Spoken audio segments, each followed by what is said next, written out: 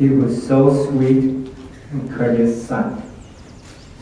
I loved him because he always smiles, which brings joy to me. Ryan was strong, determined, courageous, and beautiful. He had a very sweet voice, could sing so beautifully. With the addition of his sister Selena, they were unbeatable.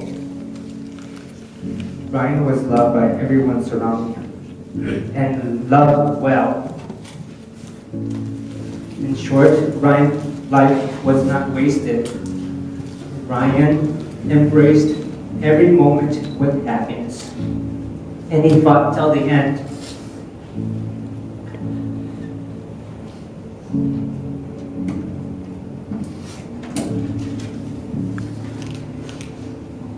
Lastly, my son.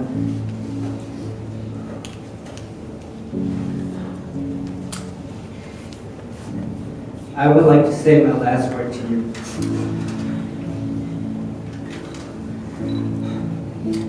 You promised me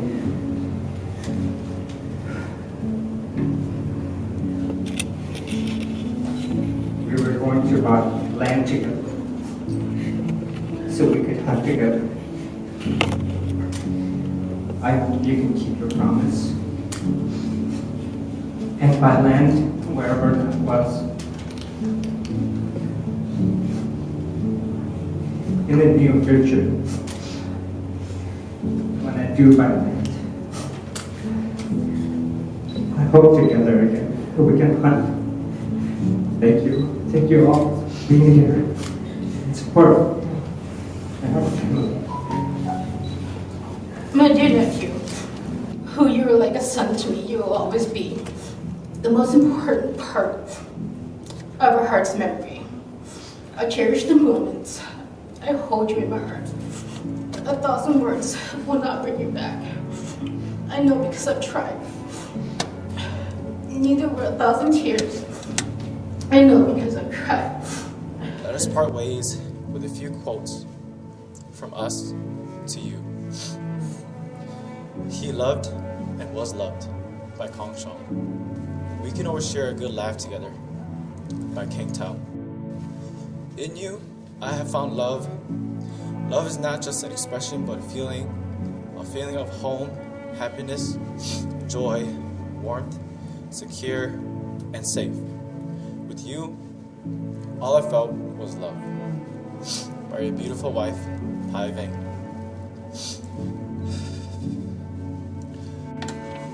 He continued to fight, he continued to smile. His heart always remained true to who he was. Even though he has gone to guard the gates of heaven with other beloved family members, he is still with us every day we live. That's what he would want for all of us, to continue to smile for him, to push yourself to be better, to give love and hope any chance you get to whoever you're around. So these words are from his best friend in the Corps, Corporal Mark Garcia Jr. So these are his words. Ryan was a good man, a good Marine, and a good friend. I only met him 4 years ago when we were both very fresh into the Marines. Since that day, we were best bros. He would help me, I would help him, all the while just finding little ways to make the day as interesting as possible. Whether it was me hiding eggs in every possible place he worked and lived, or Ryan going off and hiding my stuff in the most random locations so I'd spend hours or even days looking for them. Everything was always in good fun. He taught me about the Hmong people and his heritage. He was never afraid to be the voice in the room to disagree, even if his voice was alone. Never broke his moral code for any reason.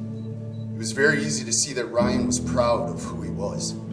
So I guess the entire point of this is to celebrate and to remember Ryan.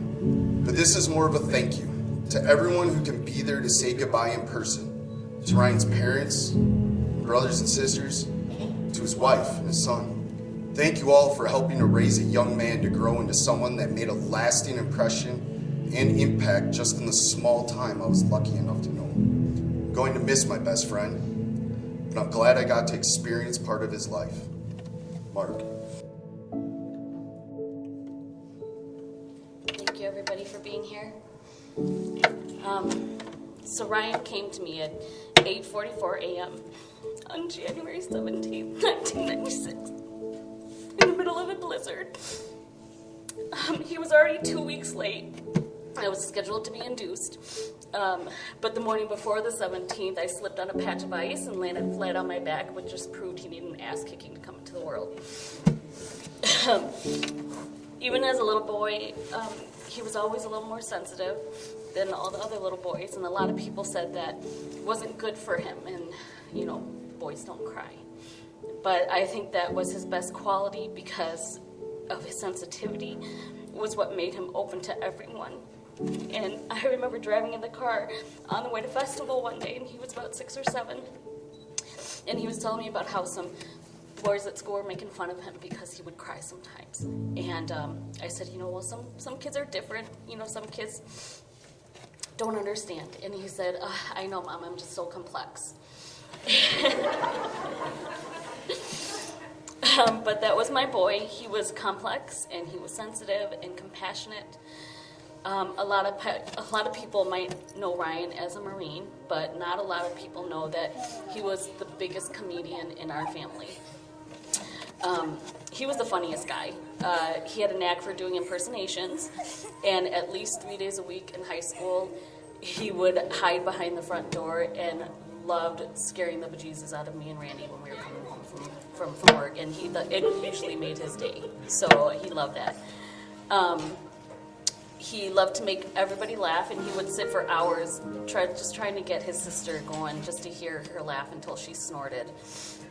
I remember the day he came to his dad and I and told us that he was going to be a Marine. And we thought it was a joke because we were going to have to break it to him that Marines don't go fishing. So,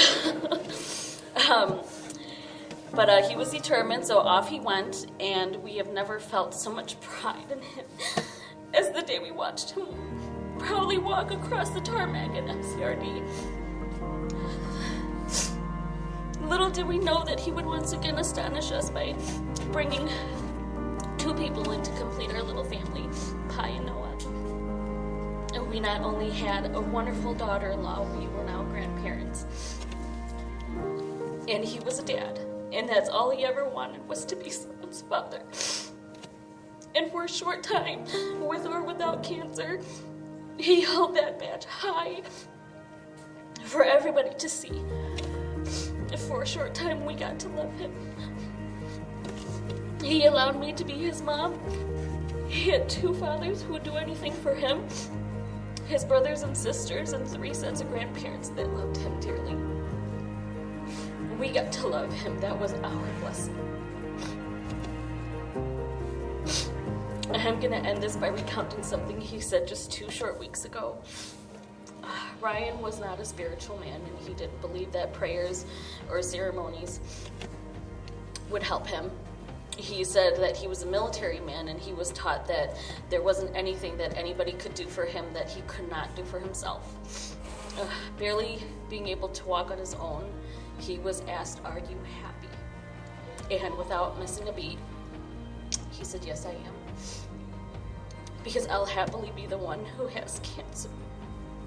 I would rather be the one laying here sick than anyone in my family, not my wife, my son, my sister, or my parents, because I'm strong enough to take this instead of them. And for that I'm most proud, because there's nobody stronger than my boy. Our son, our children's brother, our once protector is now our angel."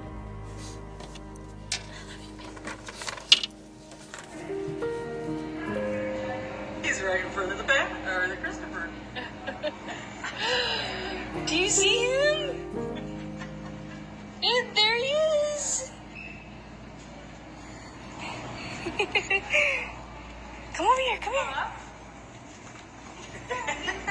Here he comes.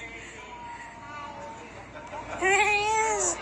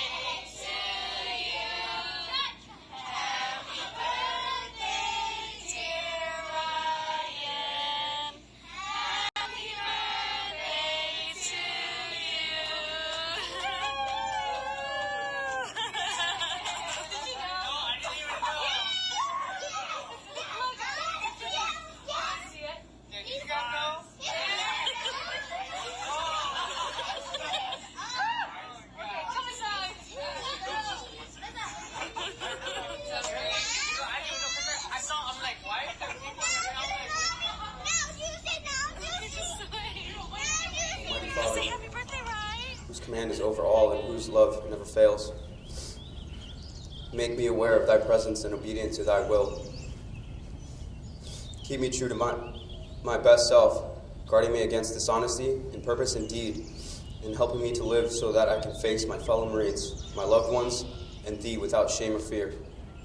Protect my family. Give me the will to do the work of a Marine and to accept my share of responsibilities with vigor and enthusiasm. Grant me the courage to be proficient in my daily performance. Keep me loyal and faithful to my superiors and to the duties my country and the Marine Corps has entrusted me with. Make me considerate of those committed to my leadership. Help me to wear my uniform with dignity, and let it remind me daily of the traditions which I must uphold. If I am inclined to doubt, steady my faith. If I am tempted, make me strong to resist. If I should miss my mark, give me the courage to try again. Guide me with the light of truth, and grant me wisdom by which I may understand the answer to my prayer. Amen.